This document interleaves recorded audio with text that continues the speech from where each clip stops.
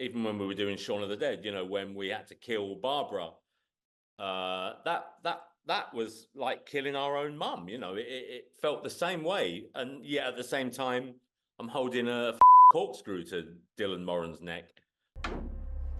Whenever she appears, she's always after the same thing. The child.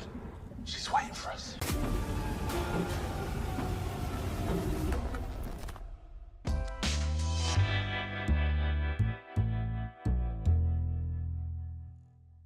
Huge fan of yours for forever and a day. Happy anniversary on Shaun of the Dead. It's been a minute. Yes. Did you anticipate, who would 20 years ago, that you'd be playing a non-comedic role in a film like this? Like, could you see this being the trajectory of your career?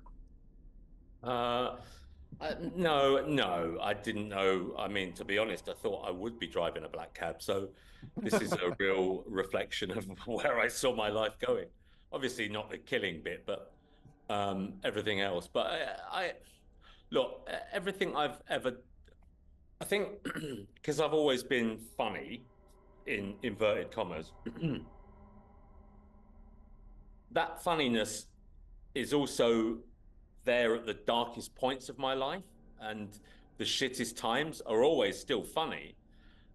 Some often inappropriately so, but I find that that's always gotten me through my whole life. So to me, there is no difference between funny and what I do in Black Cab. It's to accurately, for an actor, I guess our job is to accurately portray human emotion. And I've never met one person who's just one emotion. I think we're everything all at the same time. So even when we were doing Shaun of the Dead, when we had to kill Barbara, that was like killing our own mum. It felt the same way, and yet at the same time, I'm holding a fucking corkscrew to Dylan Moran's neck. So it's all the same thing to me. Yeah. And this is just a chance to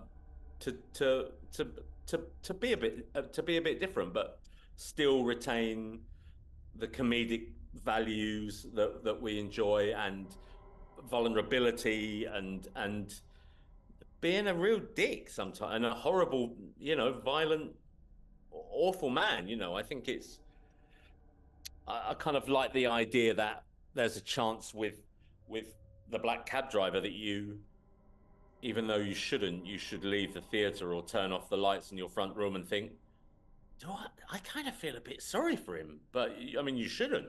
Not at all. He's a monster. But if I've done it, then right, then you should maybe think, oh God, he was quite nice, wasn't he? And there is an element of that. And I think, Bruce, my question for you in this is that this could have very easily been one of those throwback grindhouse horror movies about a crazy killer who's just hunting people down, duel style. But there is kind of that sympathetic ghost story element to this. So, Bruce, for you, was this something that you wanted to tell a story, or was it always going to be a horror story? I always approach it from the story point. It has to be the story, and you have to kind of go along with the character. I personally find those stories which are a horror genre, ghost story genre, where simply these ghosts and horror things happen at people. I don't find them particularly convincing.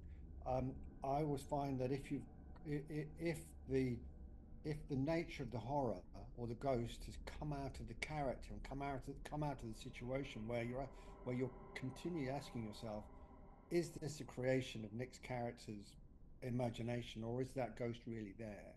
And I think that is more disturbing when these things can be created from a characterful situation of a man determined to try and get some moral, compass back into his life by doing worse and worse and worse things. That's the thing I really enjoy. And that's the thing that drew me to this project, and also to Nick, because Nick also has that ability, as he just said, to turn from being a warm, cuddly, and very, very comedic actor to someone who's dark as fuck. Sorry, I shouldn't have sworn. Dark as hell. Then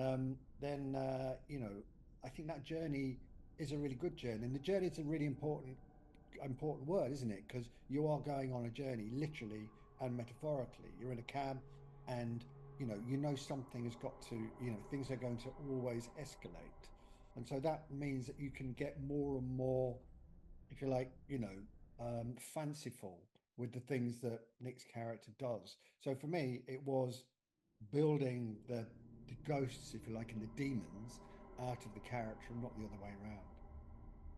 And Nick, for you, I mean, we keep referring to him as the driver, the cab driver. Did you give him a name in your mind? Like, was this a creation, that this was a fully created person, or did you just view yourself as, I'm just this driver? Yeah, it was funny because we one of our producers, Lucy, I we met a few weeks ago when we did a screening in Manchester, and I emailed her before the screening to say, what was the character's name? And she said, oh, there wasn't. We never gave him a name. So yeah, I mean, he didn't have a name.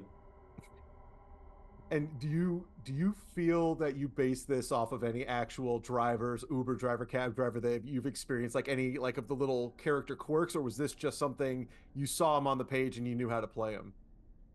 Yeah, I mean, I was fortunate enough to do a bit of writing on this too. So, I think obviously a lot of the broad strokes were already completed, and I think I just it was nice that I could come in and just dig a little deeper and make him a little more real and just to kind of bring out some of the minutiae of him as a character. But no, I mean, I've never had a character like him in a cab. I get a lot of cabbies.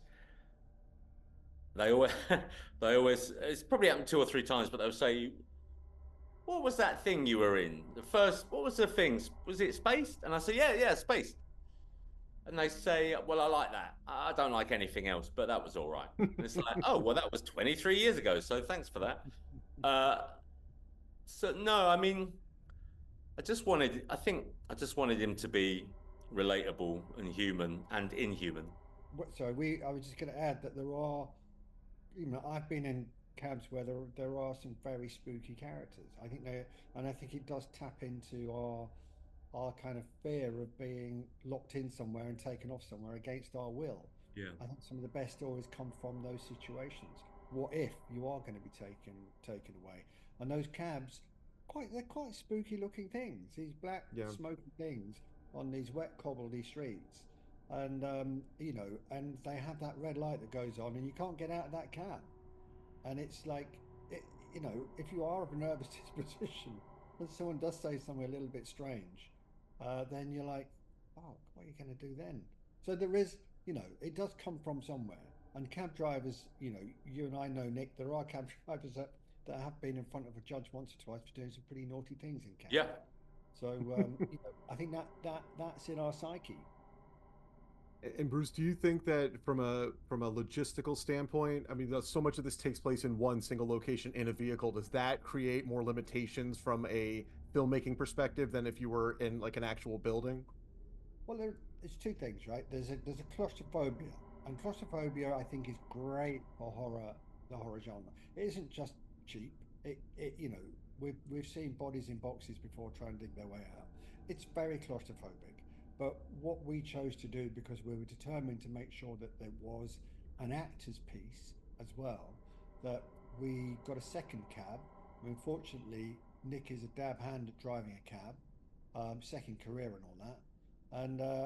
And we had a second cab that we could chop in half, open up like a book, and then make sure performances were tip top, as opposed to being on a low loader in the middle of the Manchester countryside, freezing cold, and not being able to actually talk to each other because it's too windy.